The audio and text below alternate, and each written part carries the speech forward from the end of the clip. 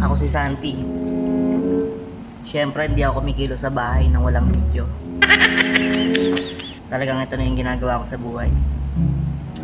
Ayoko kasi masabihan ako na tamad. Baka sabihin kasi nila puro lang ako trabaho. Hindi ako kumikilo sa bahay. Kaya ito, napapanood nyo, totoo lahat yan.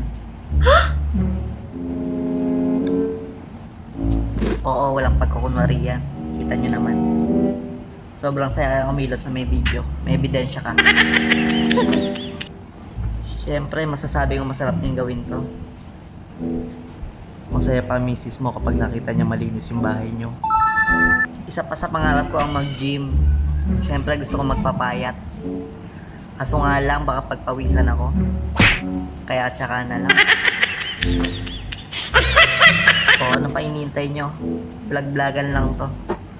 Maraming salamat sa pakikinig. Hanggang sa susunod na video natin. Maraming salamat.